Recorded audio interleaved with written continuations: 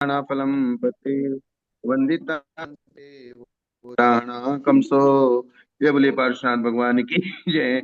महावीर भगवान की जय। शांतिनाथ भगवान की जय। आदिनाथ भगवान की जय। आचार्य श्री शांत सागर आदि सागर जी महाराज की जय।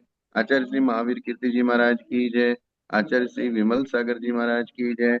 सन्मति सागर जी महाराज की जय। आचार्य श्री कुंतु सागर जी गुरुदेव की जय। आचार्य श्री कनक नंदी जी गुरुदेव की जय। आचार्य श्री पदम नंदी जी गुरुदेव की जय। जिनवाणी माता की जय। श्रीमद जैन धर्म की जय। शाश्वत तीर्थराज विराजमान आचार्य भगवत श्री वैराग्य नंद जी महामंदिराज की जय। आचार्य श्री आपके श्री चरणों में हम सभी स्वाध्यायी बारंबार त्रियोग शुद्धि पूर्वक नमोस्तु करते हैं और आपसे विनती करते हैं, गुरुदेव हमें हमारा रत्नत्रय उज्ज्वल होने करने के लिए देशना दीजिए। नमोस्तु भगवान, नमोस्तु नमोस्तु नमोस्तु। पेज नंबर कौन सा है? गाथा क्रमांक 97, पेज 130। 130 पेज। प्रतिलेखना का लक्षण। प्रतिलेखना इनके पीछे। जी।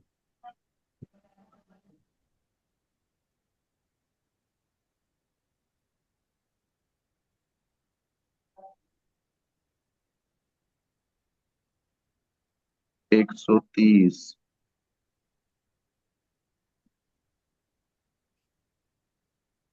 क्या है, आज दो दो तीर्थंकर भगवान का मोक्ष कल्याणक है। जी जी जी, अनंतनाथ भगवान और हरनाथ भगवान। हाँ, तो इसलिए उनका विधान चालू था। अच्छा। और प्रत्येक हमारे यहाँ मोक्ष चतुर्दशी कल्याणक। और अमावस्या दोनों एक साथ चल रहा है, तो हमने आज उत्तर पुराण हम्म के अनुसार पाषाण भगवान का केवल ज्ञान कल्याणक भी ले लिया। हम्म। जो है, हर मोक्ष कल्याणक पे यहाँ शिखर जी में विधान, यहीं से मोक्ष गए तो कम से कम एक मोक्ष बहुत सुंदर। कल्याणक का विधान करें। बहुत सुंदर, अनुमोदना गुरुदेव, अनुमोदना। हाँ, बस यही है, और तो क्या है। रैसेयाणम गैणम मत्तव सुकुमालदा लघुत्तम च जत्थे दे पंचगुणा तम परिलीणम पसंसन्ति। प्रतिलेखना के लक्षण। धूली और पसीने को पकड़ती ना हो। कोमल स्पर्श वाली हो। सुकुमार हो और हल्की हो। जिसमें ये पांच गुण होते हैं उस प्रतिलेखना की प्रशंसा करते हैं। अब इसमें ये समझने की बात है कि जो हमारे बॉडी के साथ निरंतर संपर्कित रहती है लेकिन फिर भी धूल और पसीने को नहीं पकड़ती है। धूल अगर लगती भी है तो झड़ जाती है, और पसीना अगर लगता है तो भी वो उसको ज्यादा एब्जॉर्व करके नहीं रखती है।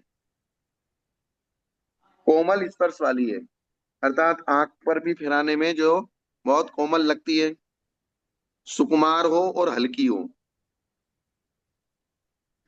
अब यहाँ बता रहे हैं, जैसे बिच्छी को बहुत ज्यादा टाइट बांध दिया जाता है और उसमें पंख बहुत ज्यादा लगा दिए जाते हैं, तो उसमें बहुत ज्यादा खटमल आदि और कोई ज्यादा तेल वेल का प्रयोग करते हैं या मिट्टी धूल लगती है तो टाइट बांधने से उसमें समूर्छन जीव, और यहाँ तक कि हमने देखा है कि खटमल आदि बहुत सारे जीव जंतु उसमें पैदा हो जाते हैं। ओ, ये हमने प्रैक्टिकल अनुभव किया है, देखा है साधु संतों के उसमें। क्लास चली मेरी, ऐसे दर्शन करना। हाँ। हाँ, नमोस्तु स्वामी, नमोस्तु स्वामी, आपके लिए बहुत बहुत। हाँ। हाँ, नमोस्तु स्वामी, नमोस्तु। अनुपम सागर जी कहाँ है? पन्ना में। ठीक ठीक ठीक ठीक स्वामी जी। हाँ, तो ये चीज है। पर गुरुदेव क्या इसका कोई प्रमाण फिर कि किस प्रकार से ये बांधनी चाहिए, इसकी कैसी रचना होनी चाहिए, इसका भी कोई प्रमाण कहीं आगम में आता है क्या? जब में भी हम श्लोक वार्तिक जी पढ़ रहे थे, तो श्लोक वार्तिक जी में साधु के लिए जंगल से मोर के पंख उठा लेना, सूखी लौकी तुमड़ी ले लेना, झरने का पानी शुद्धि के लिए ले लेना, और मिट्टी और गाय का गोबर आदि हाथ को धोने के लिए ले लेना। ये पांच चीजें साधु जंगल से खुद ले लेता है। जी, इसकी चर्चा भी आपने पिछली बार की थी कि भाई किसी के स्वामित्व में नहीं है तो ये ले सकते हैं। ये चीजें वो ले लेता है। और जंगल से अगर वो मोर के पंख उठाएगा तो कितने उठाएगा, कितने मिलेंगे उसको? पर गुरुदेव आज तो ये व्यवस्था नहीं हो रही है, आज तो पंख दिए जा रहे हैं या फिर बिच्छी आज बन पंख करके आ दिए जा रही रहे है। हैं। मेरा कहने का मतलब ये है, वो पिच्छी अगर बहुत ज्यादा इसमें लिखा है हल्की हो, अगर आपने 1000-1200 पंख की पिच्छी बनाई, तो वो 1000-1200 पंख की पिच्छी बहुत भारी हो जाएगी। तो पिच्छी का एक गुण जो हल्कापन है वो खत्म हो जाएगा। जी। तो ये क्या? आप जैसे कह रहे हैं कि उसमें जीवों की उत्पत्ति हो रही, तो इसको बिल्कुल टालना ही होगा। हाँ, तो जीवों की, हाँ स्वामी जी, नमोस्तु नमोस्तु स्वामी जी। हाँ बहुत बहुत, आओ, बढ़िया बढ़िया स्वामी जी, बहुत सीख। आप शिखर जी आइए। हाँ, तो ये चीज हमने जो प्रैक्टिकल देख रहे हैं, और उसमें श्लोक वार्तिक जी में लिखा है कि साधु जो पिच्छी लेता है, वो पिच्छी 10, 20, 25, 50 पंखों की ले ले। मतलब ये कोई बहुत बड़ा मैटर नहीं है। हाँ नहीं, एक एक मतलब एक सूचक तो होना चाहिए कि कुछ प्रमाण का हाँ सूचक। क्योंकि 25-20 का 1000-1200 बहुत ज्यादा हो जाता है। हाँ, ये यही कहने का मतलब है। आपने देखा होगा ज्ञानमती माता जी के हाथ में जो पिच्छी रहती है उसमें 100 पंख भी नहीं होते। बहुत बहुत हल्की और बहुत छोटी होती है, बहुत छोटी होती है। मतलब उसमें 100 पंख भी नहीं है। जी जी जी। और उससे भी अब कितना हमको झाड़ना है, जितना हम जहां बैठेंगे उस तखत को झाड़ना है, पाटे को झाड़ना है, हल्की फुल्की हमने कमंडल किताब एक आदि उठाते हैं उसको झाड़ना है। और जितना उसका हल्का होगा, तो बार बार उसको उठा के झाड़ने में आसानी रहती है। जी अगर ये बात, भारी जड़ होता है तो बार बार उठा के झाड़ने में प्रमाद होने लगता है। ये बात है पक्का। ये एक प्रैक्टिकल चीज हो जाती है। और जितने ज्यादा पंख होंगे उनको उतना टाइट बांधना पड़ेगा, जितना टाइट उसको बांधा जाएगा, सीला जाएगा। कोई भी चीज है, जैसे छुल्लक जी का एक खंड वस्त्र होता है, उसको सिलते नहीं है। जी। क्या होता है? खंडवस्त्र हमने गुरुदेव ध्यान सागर जी का देखा है, उसको सिया नहीं जाता, उसको और सिला उसको नहीं जाता। सिलते नहीं है। तो हाँ। सिलते नहीं है, खंड वस्त्र होता है, ठीक है, कोई कोई सुविधा से सिल लेते हैं, वो एक अलग चीज है। लेकिन सिलने की, उसकी जो सीलन होती है, सीवन होती है, उसके बीच में भी जो समूर्छन जीव उत्पन्न होने की संभावना ज्यादा रहती है। हाँ ये बात भी उन्होंने बताई थी। क्योंकि क्या हुआ कि जब हम वस्त्र देने के लिए जाते थे, तो देखते थे कि हम्म। वो साइड जो, क्योंकि वो सिलन नहीं है, तो बिल्कुल वो धागे धागे ऐसे निकलना शुरू हो जाते हैं उसके। तो हमने एक हाँ दिन पूछ लिया गुरुदेव क्या इसको ऐसा क्यों, तो उन्होंने यही कारण दिया था कि अगर सीलन है तो उसके अंदर जीव हो सकते हैं। हाँ, तो सचित्त या अचित्त, रज और पसीने को ग्रहण ना करती हो। चाहे सचित्त पसीना, सचित्त धूल हो, चाहे अचित्त धूल हो। धूल भी दो प्रकार की, एक सचित्त धूल और एक अचित्त दूर। अचित्त धूल। उसको स्वीकार ना करती हो, अर्थात ग्रहण ना करती हो। क्योंकि अचित्त रज को ग्रहण करने वाली पिच्छी से सचित्त रज की प्रतिलेखना करने पर उसमें रहने वाले जीवों का घात हो जाएगा। हाँ जी। तो दो हो जाएंगे। उसने सचित अचित्त रज को भी ग्रहण कर लिया, तो अगर वो कहीं पीछे लगाई जाएगी, अगर वो चीज सचित्त है तो सचित अचित्त का मेल हो जाएगा। और सचित्त रज को ग्रहण करने वाली पीछे से अचित्त रज की प्रतिलेखना करने पर उसका घात हो जाएगा। पीछी में सचित्त रज लगी है, अगर अचित्त पे लगा दिया तो भी सचित्त का घात होगा। पीछी में अचित्त रज लगी है, सचित्त पे लगा दिया तो वहां के सचित्त का घात हो जाएगा। जी अब इतनी बारीक सूक्ष्म व्याख्या हम यहाँ पढ़ रहे हैं कि पिछी में ही इतना दिमाग लगाया जा रहा है, तो बाकी अन्य परिग्रहों की क्या कथा है? जी।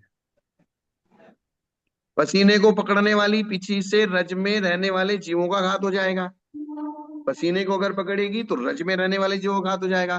तथा पिछी कोमल स्पर्श वाली हो, सुकुमार हो और हल्की हो। जिस प्रतिलेखन में ये 5 गुण होते हैं, दया की विधि को जानने वाले उनकी प्रशंसा करते हैं। इसका भाव है कि कठोर, सुकुमार और भारी। इसलिए जब वो कठोर होने लगे, या हमने उसको कठोर बना दिया है, तो उस कठोरता के कारण जो उसका सुकुमारता गुण खत्म हो गया, मृदुता गुण खत्म हो गया। भारी बना दिया है तो हल्का जो एक गुण बताया, वो हल्का गुण खत्म हो गया। जीवों का घात ही होता है, दया नहीं पलती। इस प्रकार लिंग को स्वीकार करने वाले साधु के 4 गुणों से युक्त लिंग का कथन किया। यहां तक लिंग का प्रकरण हुआ। जी। पहला था अरय, दूसरा था लिंग। लिंग, तो अभी दूसरा ही चल रहा है ये। जी। तो उस लिंग के 4 गुण बताए। लिंग के कितने गुण बताए? चार। चार। अचेलता, केसलोच किया हुआ सिर, हाथ में पिछी, और शरीर से ममत्व का मतलब। त्याग। ये चार गुण जिसमें होते हैं वो लिंग होता है। जी। तो ये लिंग के चार उपाधिकार हो जाएंगे। हाँ। तो सेकंड जो चैप्टर 40 अधिकार में जो हमारा दूसरा अधिकार था, दूसरे अधिकार के अंतर्गत ये चारों आ गए। इन चारों का वर्णन यहाँ विशेष रूप से खुलासा करके, शायद इसमें कोई अभी कुछ बात बाकी नहीं है। जी। तो समाधि करने के लिए उसकी समाधि की योग्यता हो, और योग्यता अगर उसकी समाधि की है तो फिर वो लिंग को स्वीकार करे। तो लिंग को स्वीकार करे तो लिंग की ये परिभाषाएं हैं चार।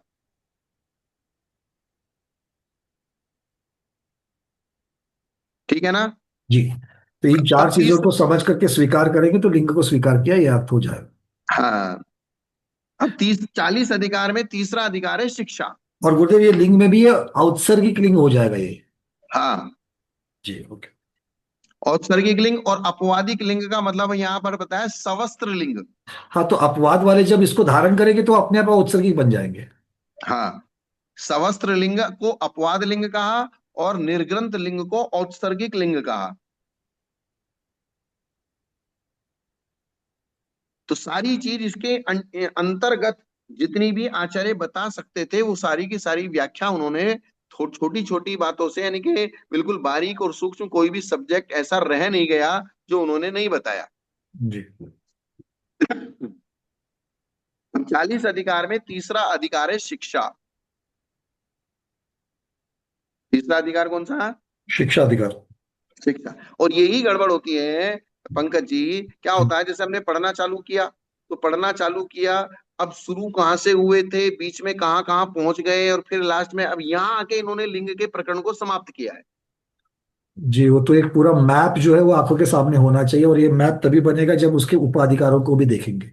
हाँ। तो इसलिए आपको इस भगवती आराधना से फिर सब्जेक्ट को लेने में भी कहीं भी आसानी रहेगी। जी जी। तो आप लिंग अधिकार के सामने चार अधिकार और लिख दीजिए। जी जी, अब इसको मैं ऐड कर लूंगा इसको, और उसके आपने जैसे कहा था कि इसके जो श्लोक संख्या है वो भी उसके साथ ही हाँ। जोड़ दो। कितने श्लोकों में, अब टोटल लिंग अधिकार कितने श्लोकों में हुआ, और उसके अलग अलग अधिकार कितने, कौन कौन से नंबर से कौन कौन से नंबर के श्लोकों में आया। जी। तो अपन इंडेक्स तो हालांकि बनी हुई है, लेकिन हम अपने हिसाब से बनेंगे तो सब्जेक्ट हमारे दिमाग में जम जाएगा। नहीं नहीं नहीं, ये अब हाँ मतलब उसको हर तरीके से जब उसका चिंतन भी करेंगे तो इस, अगर इंडेक्स का भी चिंतन करेंगे इसके साथ साथ में, तो ये वो सारी चीजें एक एक एक, एक याद आती जाएगी। हाँ।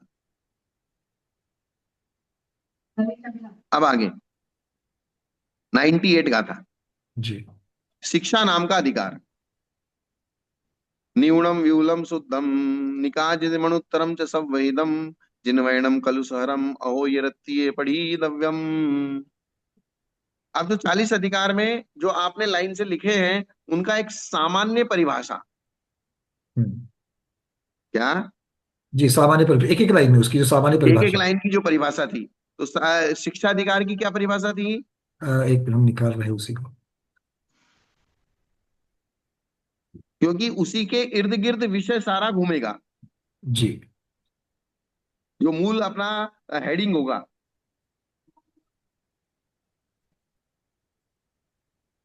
शिक्षा में उन्होंने ज्ञानोपार्जन ऐसा बता दिया है, ज्ञान का हाँ। उपार्जन करना। अब यहाँ मूल चीज ज्ञान उपार्जन, उन्होंने एक सामान्य वाक्य बोल दिया ज्ञानोपार्जन। जी।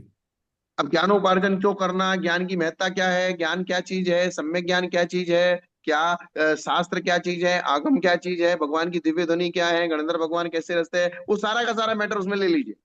जी जी जी, ये भी अच्छा हो। निपुण, निपुण विपुल, निपुण और विपुल। निपुण का मतलब होता है कि जो आपको समझाने में चतुर है। स्किल और दूसरी क्वांटिटी, मतलब एक क्वांटिटी होगी और एक क्वालिटी होगी। हाँ। मतलब है मैं आपको सब्जेक्ट बोल रहा हूं लेकिन समझा नहीं पा रहा हूं, तो मैं निपुण नहीं कहलाऊंगा। हाँ, स्किलफुल। मतलब उस सब्जेक्ट को अगर मैं बोल रहा हूं और आपको समझा नहीं पा रहा हूं या आपको समझ में नहीं आ रही है, तो मेरे को ये पुरुषार्थ करना पड़ेगा कि मैं किन शब्दों में, किन वाक्यों में, किन दृष्टांतों के माध्यम से आपके दिमाग में उस सब्जेक्ट को उतार दूं। ये निपुणता कहलाएगी। ये निपुणता कहलाएगी। तो इसी प्रकार से वो जिनेंद्र भगवान का वचन निपुण है। क्या कहा? भगवान का कथन निपुण है, क्योंकि वो परमत का खंडन और सोमत का मंडन करने में मतलब वो इस स्किलफुल तरीके है। के वाक्य हैं कि वो हर किसी को समझ में आते हैं। जैसे अभी आप चर्चा कर रहे थे कि त्रियंच भी वहां भगवान की समोह शरण में बैठ के उस वाणी को समझते हैं। जी। ज्ञानी भी समझता है और अज्ञानी भी समझता है। नहीं तो समोह शरण में त्रियंच के जाने का कोई औचित्य नहीं रह जाएगा। जी। क्योंकि समोह शरण में जाने का मतलब है सिर्फ और सिर्फ भगवान की दिव्य ध्वनि के लिए ही वो सभा लगी है। चाहे जी। वो मनुष्य हो, चाहे वो त्रियंच हो, चाहे कोई देव हो, चाहे कोई देवी हो, वो सिर्फ और सिर्फ वहां भगवान के वचन सुनने के लिए जाते हैं। मेन मुख्य मकसद। जी।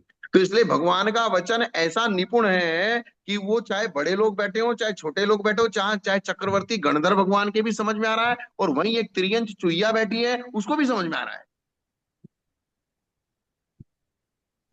मतलब आपकी सभा में अगर विद्वान बैठे हैं और साधारण पुरुष बैठे हैं, तो आप इस प्रकार से बोल रहे हो कि विद्वान को भी लग रहा है कि बात विद्वत्ता की है, और साधारण पुरुष को भी वो बात समझ में आ रही है। ये बहुत कठिन बात है, किंतु यही निपुणता है। हाँ।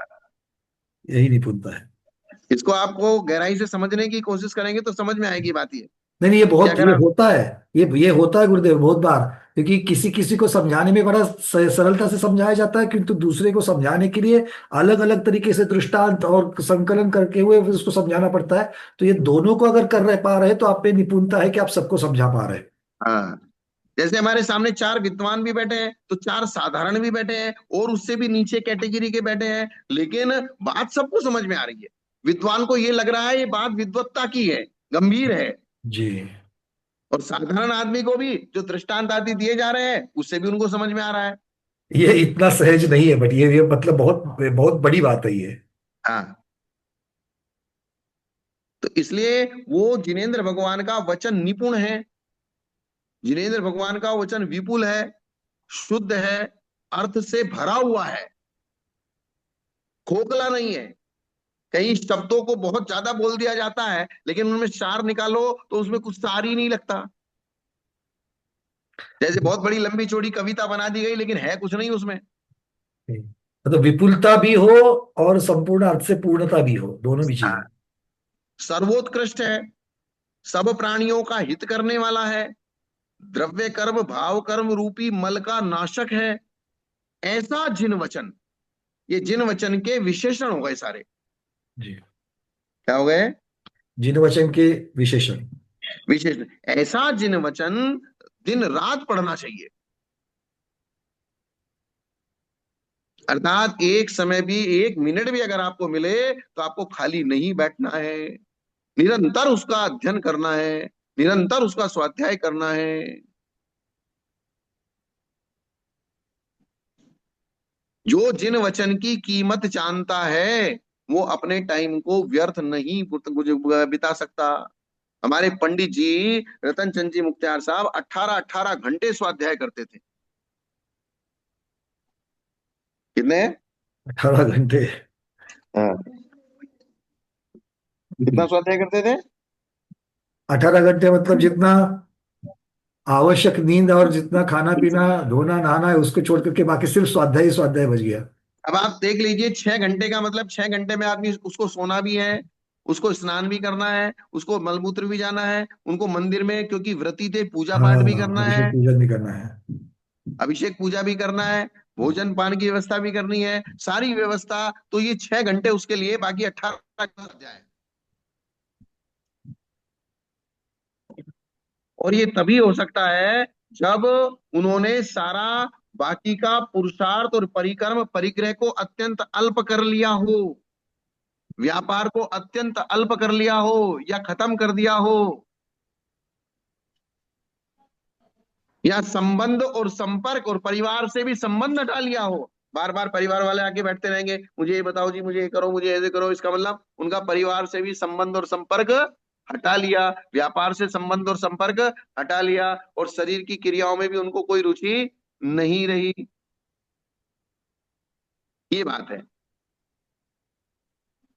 जिन वचन रात दिन पढ़ना चाहिए, किस प्रकार जिन वचन पढ़ना चाहिए, इसके उत्तर में कहते हैं जो निपुण हो। अर्थात जिन वचन की विशेषता, किस प्रकार जिन वचन पढ़ना चाहिए, यानी किस प्रकार का जिन वचन पढ़ना चाहिए, क्योंकि वो जिन वचन निपुण है। अर्थात जीवादि पदार्थों का प्रमाण और न्याय के अनुसार निपुण निरूपण करने वाला है। वो जिन वचन क्या करने वाला है? पदार्थों का प्रमाण और नए दोनों के अनुसार वो निरूपण करेगा, एक्सप्लेनेशन करेगा। एक्सप्लेनेशन करने वाला है। पूर्वापद विरोध से रहित है। किससे रहित है? पूर्वापर विरोध मतलब एक एक सिद्धांत बता दिया, दूसरा सिद्धांत उसको काटेगा नहीं, तो इस प्रकार से ये हाँ। एक दूसरे और को। अगर आपको ऐसा लगेगा कि पहले कुछ बताया और अभी कुछ बता रहे और ये बात कट रही है, तो उसको फिर वो अनेकांत और शाद्वाद शैली से विवक्षात्मक समझा देंगे। जी। फिर पुनरुक्तता आदि 32 दोषों से रहित है वो। मतलब जो एक व्याख्यान है, व्याख्यान के 32 दोष बताए। मैंने पढ़े थे एक जगह कहीं। 32 दोष कौन से, मुझे मिलेंगे तो कल मैं उसको निकाल के रखूंगा। हाँ, मतलब ये कथन के 32 दोष, जैसे फिर हाँ। उसमें अतिव्याप्ति भी आएगा, इस प्रकार से। अतिव्याप्ति है, अव्याप्ति है, हाँ। व्यभिचार दोष है, पुनरुक्तता, बार बार एक ही लाइन को रिपीट करते जा रहे हैं। आपको ध्यान है क्या? व्याख्यान के एक लिटरेचर आया था, उसमें थे शायद वो।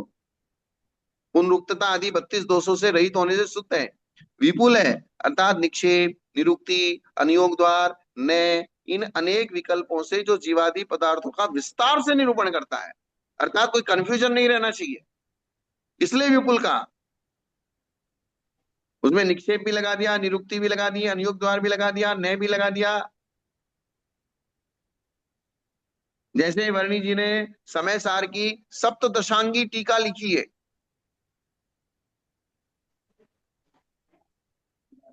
कौन सी? सप्तदशांगी। सप्तदशांगी का मतलब 17 अंग हो जाएंगे, उसके 17 अधिकार हो जाएंगे। 17 प्रकार से उसका वर्णन किया है कि वाक्य का।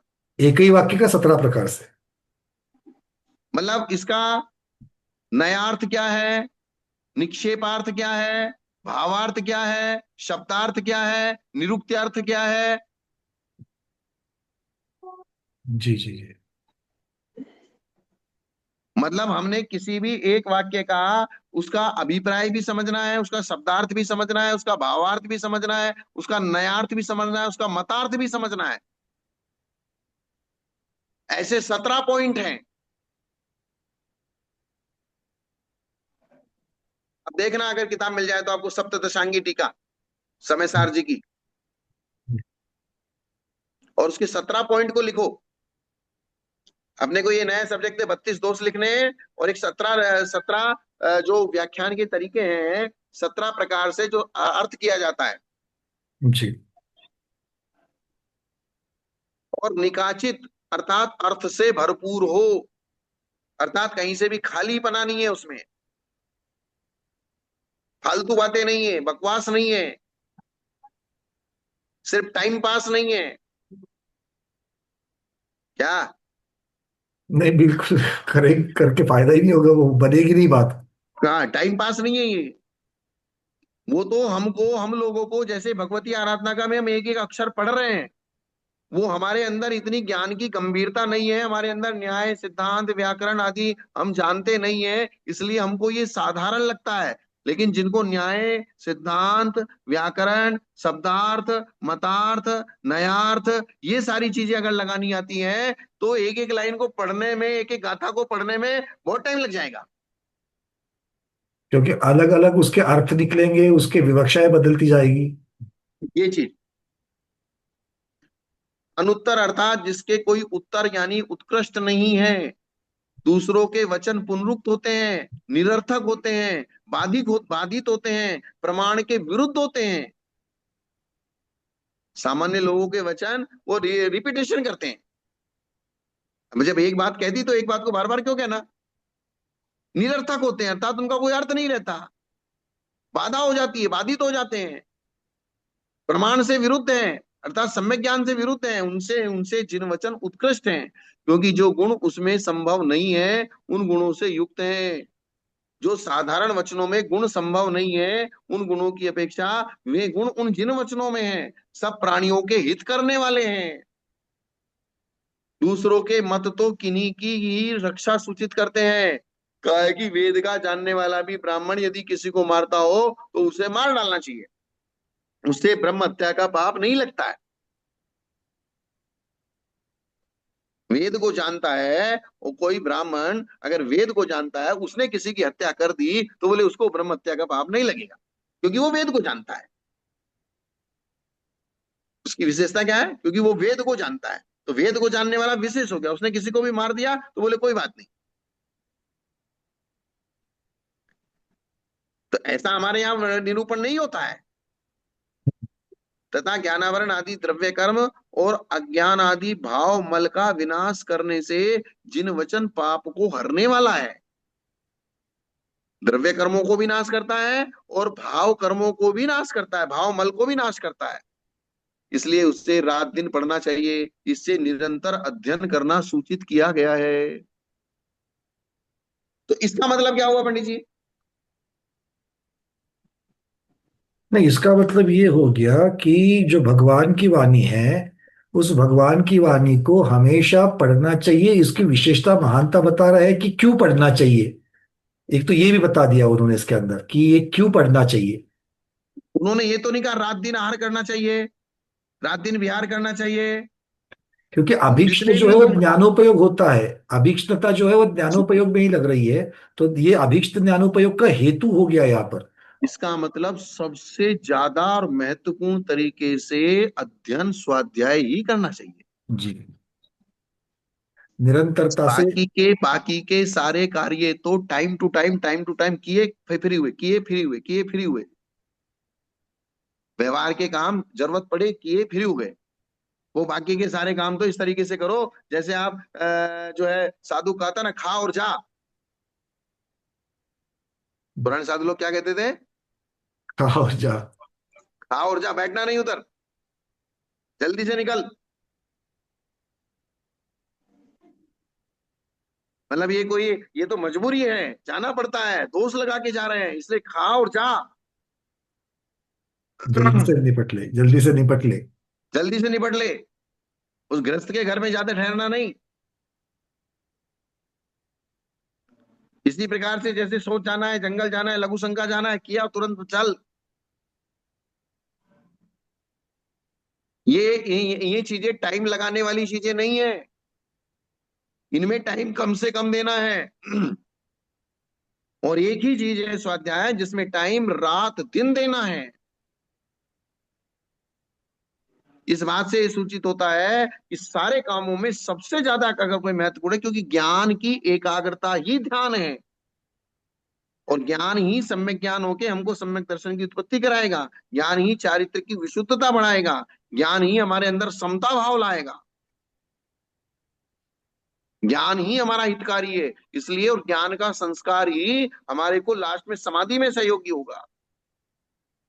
इसलिए निरंतर लगे रहो।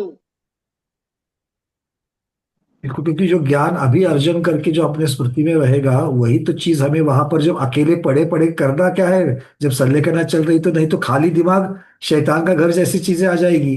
तो ऐसी इसीलिए चीज बेटर है कि भगवान की वाणी जो है वही उसी का चिंतन चलता रहे, और वो चिंतन करने की आदत भी डालेगी। ये सब दिन रात पढ़ने का अर्थ कि वो आदत भी लग जाएगी। इसका मतलब दिन रात पढ़ने के लिए आपको स्वार्थ स्वाध्याय कर दिया, इसका मतलब सारे काम एक तरफ और अध्ययन एक तरफ। इतना महत्व बताया उसका। हाँ, जिन वचन की शिक्षा में जो गुण है उसे कहते हैं आदिहित पैन्ना भाव संवरो नव नवो ये संवेगो निकंपदा तवो भावना ये परदेसी गत्तम चे। इससे क्या होता है, आत्महित का ज्ञान होता है, दूसरा भाव संवर होता है। हम्म। क्या होता है, भाव संवर। हाँ, नवीन नवीन संवेग उत्पन्न होता है,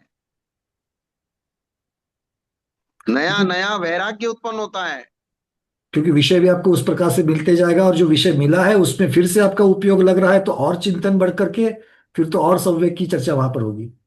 क्योंकि मन की एक आदत खराब है। क्या खराब आदत है मन की? जितनी देर उपयोग लगा उतनी देर महत्व होता है, बाद में अपने आप भटक जाता है वो। नहीं नहीं नहीं नहीं नहीं, एक और आदत खराब है मन की। अच्छा। वो मन की आदत खराब ये है कि उसको हर क्षण नया नया सब्जेक्ट चाहिए। हाँ, ये बात भी है उसमें, अगर किसी भी किसी ये चीज में अगर सबसे हमें बड़ी रत आदत होना है। खराब अगर है मन की, तो नया सब्जेक्ट उसको चाहिए, पुराने में नहीं रमता वो। बिल्कुल, अगर रमना है तो नया नया चाहिए। हाँ। मान लीजिए आपने अपना फ्लैट बनाया, फ्लैट में 1 करोड़ रुपए लगा के बनाए, एक कमरे के अंदर ही आपने 5 लाख रुपए लगा दिए। वो लगा दिए, 2 4 दिन, 8 दिन, 15 दिन, महीना भर देखोगे, फिर आपको लगेगा इसमें तो कुछ नया करो। एक दाल रोटी सब्जी खा रहे, पेटी तो भरना है यार, रोज रोज क्या लौकी की सब्जी खाएंगे, या मूंग की दाल खाएंगे, या अरहर की दाल खाएंगे? नई सब्जी बनाओ। पेट भरने से मतलब नहीं है मन को। नवीन नवीन चाहिए पक्का।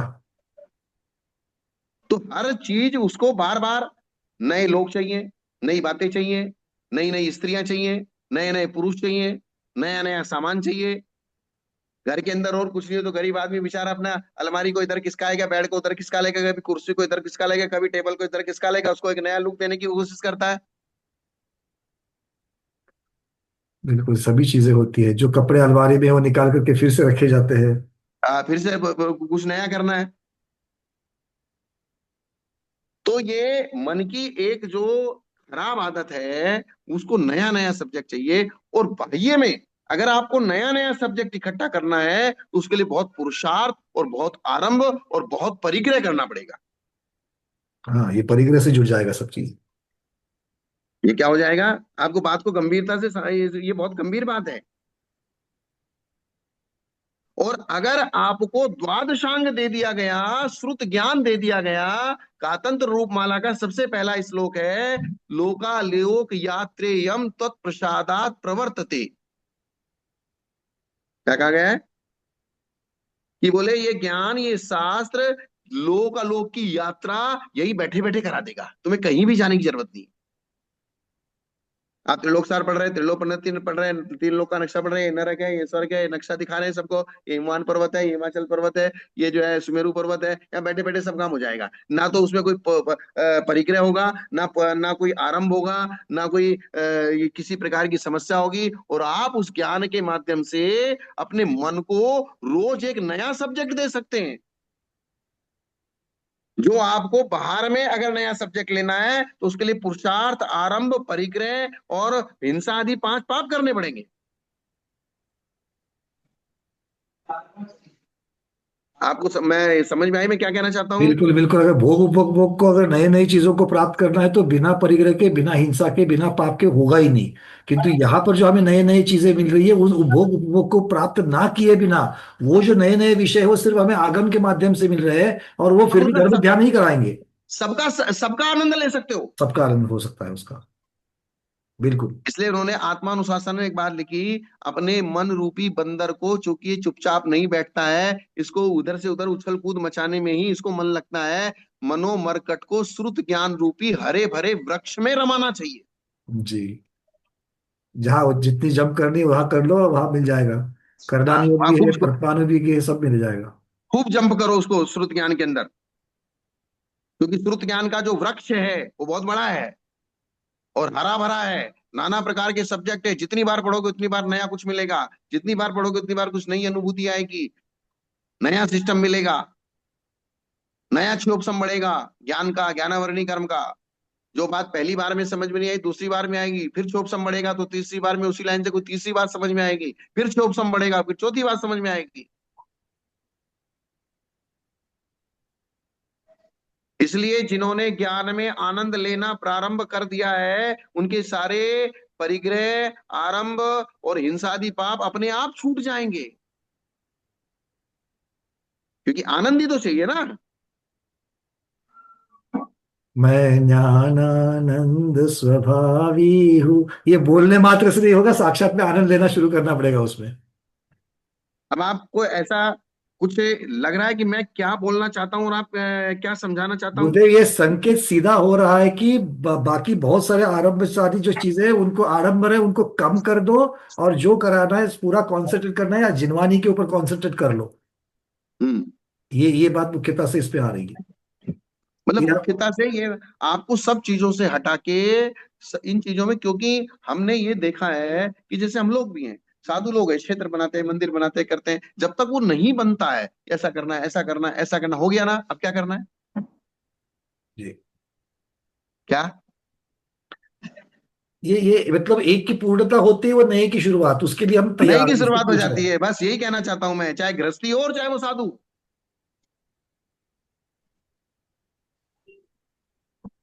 हम लोग रोज रोज रोज पूरे मधुबन में जाते हैं, मंदिरों के दर्शन करते हैं, गुणायतन में भी जाते हैं, 13 पंथी कोटि में भी जाते हैं, 20 पंथी कोटि में जाते हैं, रोज कुछ ना कुछ नया। गुणायतन में भी रोज इसको ऐसा करना है, ऐसा करना है, ऐसा करना है। हम गए 5 मिनट में सारा अवलोकन कर लिया, और अगर तीसरी चौथी बार जाते हैं तो वो का वही है।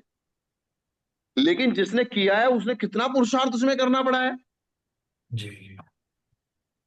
और हमने 5 मिनट में देख दुखा के बराबर कर दिया। हमने उस चीज को 5-10 मिनट में अवलोकन करके बराबर कर लिया, और उसको 10 साल 15 साल हो गए करते करते मगजमारी। ये होता है बिल्कुल। तो हमारा कहने का मतलब इतना सही है, हमारे प्राचीन आचार्यों ने, जितने भी हमारे प्राचीन आचार्य थे, उन्होंने द्रव्य में उपयोग लगाने की बजाय सबसे ज्यादा उपयोग ज्ञान में लगाया है। इसलिए आज उन आचार्यों का कोई क्षेत्र नहीं है। लेकिन समंत भद्राचार्य, अकलंक स्वामी, विद्यानंद स्वामी, चाहे धरसेनाचार्य, चाहे पुष्पदंताचार्य, चाहे भूतबली आचार्य, चाहे वीर सेनाचार्य, आज भी उनके नाम हमारे बीच में जिंदा है, जबकि उन्होंने कोई एक ईंट भी कहीं लगाई नहीं है।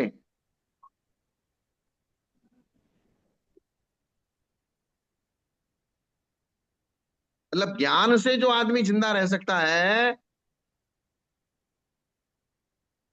जो मेन पुरुषार्थ है हमारा साधुओं का, ज्ञान और ध्यान। इसलिए साधुओं का काम क्या कहता है? ज्ञान और ध्यान।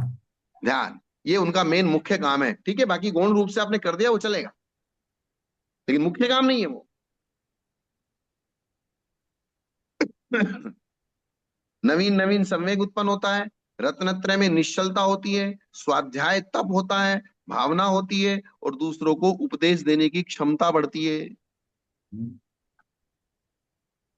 जिन वचन के पढ़ने से आत्महित का परिज्ञान होता है, इंद्रिय सुख बेकार है, उसे लोग हितकर ग्रहण करते हैं। इंद्रिय सुख दुख का प्रतिकार मात्र है, अल्पकाल तक होता है, पराधीन है, राग का सहचारी है, बड़ी मुश्किल से मिलता है, भयकारी है, शरीर का आयास परिश्रम मात्र है, अपवित्र शरीर के स्पर्श से उत्पन्न हुआ है, उसमें अज्ञानी ही सुख मान सकता है। तो ये बात कौन समझाएगा हमें? जिनवानी ये समझाती है। ये बात ज्ञान समझाएगा। और ज्ञान में भी कौन सा ज्ञान? अरियंत भगवान के द्वारा उपदेश दिया गया ज्ञान, वही हमको इस बात को समझा सकता है। और ये बात अगर हमारी समझ में नहीं आती है तो फिर हम उसी के पीछे लगेंगे ना, और समझ में आ गई तो उसको छोड़ देंगे। समस्त दुखों के विनाश से उत्पन्न हुआ स्वास्थ्य, आत्मा में स्थित स्थिति रूप भव स्थायी सुख है, ये नहीं जानता है। ये जो बताया ऊपर, ये जिसको अज्ञानी सुख मानता है, ये अस्थाई है। और समस्त दुखों के विनाश से उत्पन्न हुआ जो स्वास्थ्य है, स्वयं में स्थितता है। स्वास्थ्य का मतलब जो स्वयं में स्थित है वो स्वस्थ है, जो पर में स्थित है वो बीमार है। स्वस्थ। ठीक। स्वयं में स्थित वो स्वस्थ, पर में स्थित परस्थ, यानी कि बीमार। आत्मा अगर आत्मा में है तो आत्मा स्वस्थ है, आत्मा अगर पर में है तो आत्मा विकारी है, बीमार है। टाइम हो गया आपका बहुत ज्यादा। हाँ, ये गाथा पूर्ण हो जाएगी। वह सुख विजिन वचन के अभ्यास से प्राप्त होता है। भाव अर्थात परिणाम का, संवर अर्थात निरोध भाव संवर है। शंका, परिणाम के बिना द्रव्य एक क्षण भी नहीं रह सकता, तब आप कैसे भाव संवर कहते हैं? परिणामों से द्रव्य संवर भी तो होता, तो आपने तो भाव संवर कहा। यहाँ भाव शब्द परिणाम विशेष का वाचक लिया गया है। ये कहेंगे कि स्वाध्याय करने वाला पांचों इंद्रियों को जीत लेता है, अर्थात पांचों इंद्रियों को संवृत कर लेता है, जैसे कछुआ अपनी 4 टांगों को और एक मुंह को अपने अंदर घुसा लेता है। अतः यहाँ सराग की अपेक्षा से अशुभ कर्मों के ग्रहण में निमित्त परिणाम का ग्रहण किया गया है। वीतरागियों में से तो किन्हीं के जिन वचन शुद्धोपयोग में निमित्त होता है। सरागियों के वो जिन वचन अशुभ कर्मों के ग्रहण में निमित्त जो परिणाम होते हैं उनको रोकता है। और वीतरागियों के लिए वो जिन वचन शुद्धोपयोग का कारण होता है, क्योंकि शुक्ल ध्यान में भी विचारों, अर्थ, व्यंजन, योग, संक्रांति, द्रव्य से द्रव्यांतर, पर्याय से पर्यायांतर, ये बताया ना, वहां भी तो वो श्रुत ज्ञान का ही विचार करता है। केवल तो ज्ञान उनके लिए वो पाने तक, शुद्ध। केवल ज्ञान पाने तक उसी का आधार है। हाँ, इसलिए भाव संवर से पुण्याश्रम में निमित्त परिणामों का संवर भी ग्राह्य है। अर्थात जो अगर वो गृहस्थ जिन वचन को पढ़ता है तो उसको क्या मिलेगा, और मुनि जिन वचन को पढ़ता है तो उसको क्या मिलेगा, और उपसम ऋण छपक ऋण चढ़ने वाला भी जिन वचन ही पढ़ता है तो उसको क्या मिलेगा। जी। सराग की अपेक्षा मुख्यतः से अशुभ का संवर होगा, और हाँ, वितरागी की अपेक्षा से दोनों का संवर होगा। पुण्य पाप दोनों का संवर हो जाएगा। जिन वचन के अभ्यास से नित नया संवेगरता धर्म में श्रद्धा उत्पन्न होती है, रत्नत्रय में निश्चलता आती है, अर्थात रत्नत्रय में स्थिरता आती है, रत्नत्रय को छोड़ के भागने का मन नहीं करता है। तो ये भी बहुत महत्वपूर्ण है, क्योंकि नहीं तो हाँ, धारण करते वक्त, रत्नत्रय को धारण करते वक्त तो उत्साह रहता है, उसको पालते वक्त उत्साह नहीं रहता, फिर प्रमाद बढ़ जाता है। प्रमाण तो इसलिए निरंतर स्वाध्याय करने से आपको रत्नत्रय में स्थिरता आ जाएगी। जी। स्वाध्याय नामक तप होता है, गुप्तियों की भावना होती है, और दूसरों को उपदेश देने की सामर्थ आती है। ये शिक्षा की महत्ता है, जिन वचन की महत्ता है। चीजें बहुत बहुत गंभीर, अगर उनको सोचा जाए, चिंतन किया जाए, विचार किया जाए, तो उसको सोचते जाओ कि वो सब बातें सामान्य रूप से अभी क्या होता है, जैसे आपने अभी बोला कि त्रियंज जब दिव्य ध्वनि सुनेगा तो उसका जितना क्षोभसम होगा उस दिव्य ध्वनि के सब्जेक्ट को उतने अनुसार अपने ग्रहण करेगा। जी। वही एक मनुष्य होगा, वही एक चक्रवर्ती होंगे, वही एक गणधर भगवान होंगे, तो उनकी खुद के क्षोभसम के निमित्त से उस विषय में गंभीरता अपने आप आ जाएगी। यही सादी लाइनें को, हाँ भाई, जिनेंद्र भगवान का वचन पढ़ना चाहिए, उससे हित की शिक्षा मिलती है, ऐसा होता है वैसा होता है, भाई ठीक है, एक सामान्य सी बात होगी। ये शुरुआत में भी उन्होंने जो जो विशेषण लगाए हैं, निपुणता, विपुलता, ये हाँ, इनमें जो अर्थ छिपा हुआ है उसके ऊपर चिंतन करो तो कितना समय निकल जाए, ऐसे ऐसे चीज यहाँ पर दी है। ये चीज है। ठीक है ना। जी गुरुदेव। बस इतना ही रखें आज। जी, आज इतने ही रखते हैं। तो आज के स्वाध्याय को गुरुओं के श्री चरणों में बारंबार नमोस्तु वंदनामि इच्छाकार करते हुए यहीं पर समापन करते हैं। जैनम जयतु शासनम, जैनम जयतु शासनम, जैनम जयतु शासनम।